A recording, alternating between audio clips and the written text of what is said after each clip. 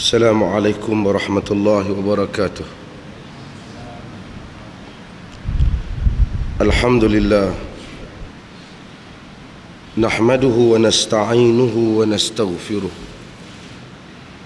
wa na'udzu billahi min shururi anfusina wa min sayyiati a'malina. Man yahdihillahu fala mudilla lahu wa man yudlil fala hadiya lahu.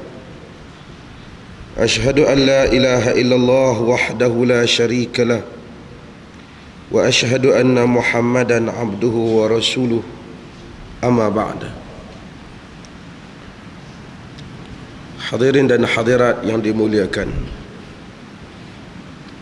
kita sedang membahaskan berhubung dengan bab taubah daripada kitab Riyadhus Salihin, bab berhubung dengan taubah berdasarkan hadis-hadis yang dihimpunkan oleh Al-Imam An-Nawawi rahimahullahu ta'ala.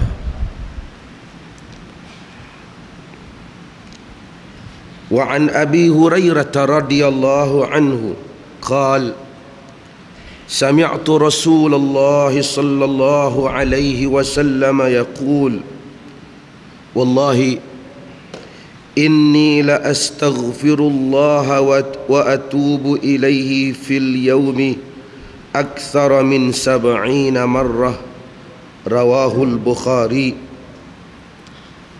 Daripada Abi Hurairah radhiyallahu an, katanya, aku mendengar Rasulullah sallallahu alaihi wasallam bersabda, demi Allah, sesungguhnya aku beristighfar, yakni memohon keampunan kepada Allah dan bertaubat kepadanya dalam suatu hari lebih daripada 70 kali.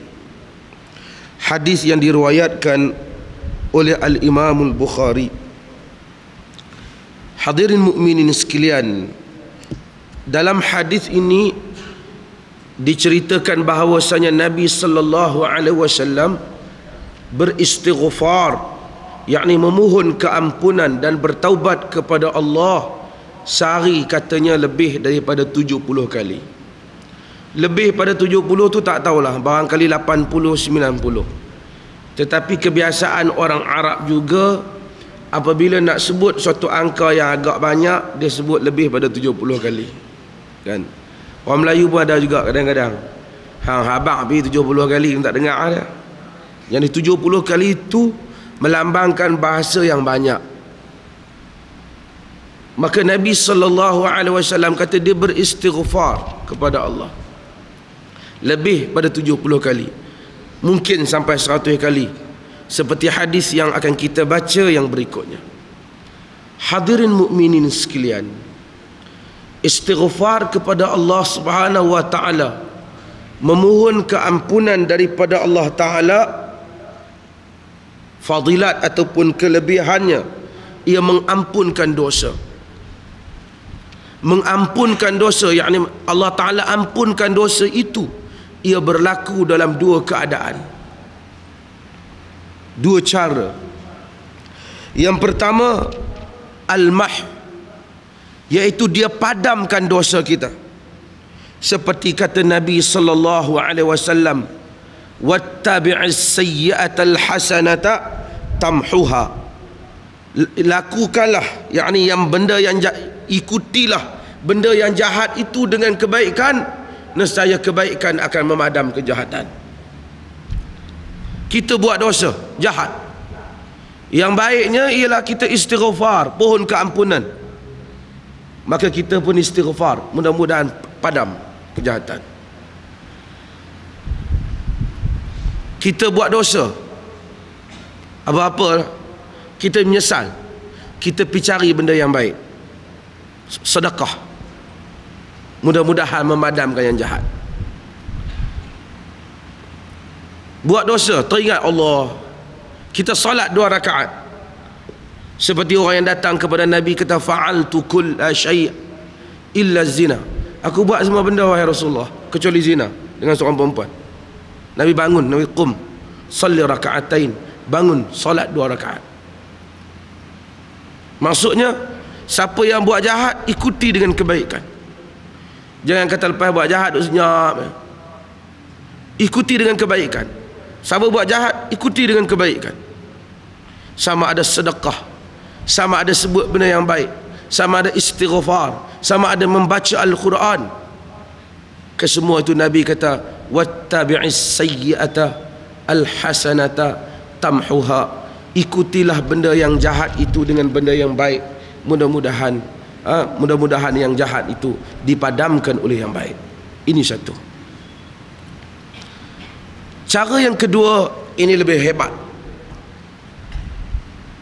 Bila orang istighfar dan pohon keampunan pada Allah, Allah Ta'ala padamkan yang jahat, dia gantikan dengan yang baik. Rekod yang jahat tu tukar bagi jadi baik. Oh, ini hebatlah. Al-Quran sebut hal ini. Kata Al-Quran, faulaika yubaddilullahu sayyiatihim hasanat wa kana Allahu ghafurar rahim. Dalam surah Furqan, mereka itulah yang orang yang Allah Ta'ala tukar benda yang jahat yang mereka buat dengan kebaikan. Mungkin dia dulu samsing keras kepala, pukul orang ni. Kekuatan masih ada. Kalau setakat nak pukul boleh lagi dia, tapi dia kontrol diri dia. Bila dia kontrol diri dia, setiap kali dia ingat dosa dia, Allah, dia kata, pasal lah aku pergi buat dosa tu dulu. Menyesal dia. Tuhan kata penyesalan itu menyebabkan Allah ganti hak dosa tu, ganti dengan yang baik. Padahal dia buat dosa dulu, dosa tu Allah tukar, catatan dosa diganti dengan kebaikan.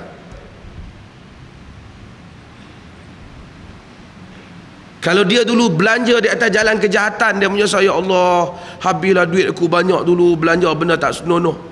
Awaklah yang aku tak tahu, tak ingat ke Allah Ta'ala. Menyesal fikir benda tu. Tuhan tukar dosa belanja jahat tu, dia ganti sebagai perbelanjaan kepada kebaikan. Subhanallah. Kalau dapat yang tu memang hebat.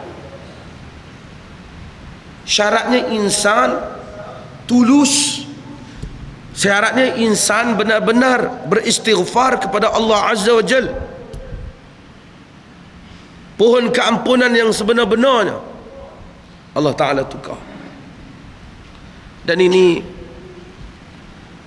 misalnya dulu satu orang tipu orang, dia bomoh, dia tipu orang.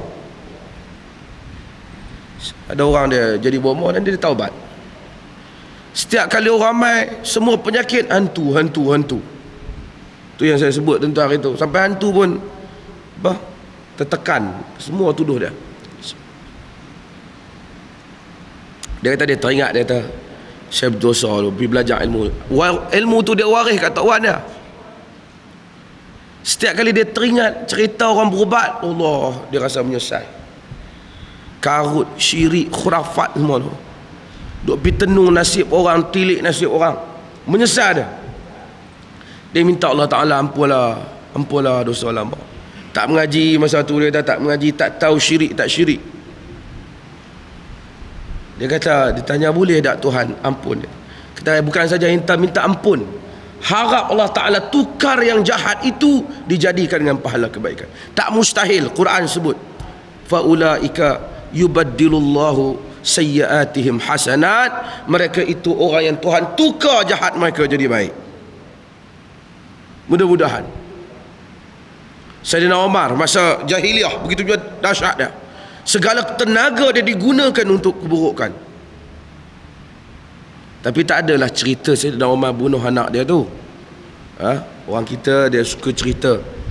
Cerita tu tak sabit. Sayyidina Umar masa jahiliah, kononnya korek tanam anak perempuan dia. Semua anak perempuan dia bunuh. Nak tunjukkan Umar ni keras hati.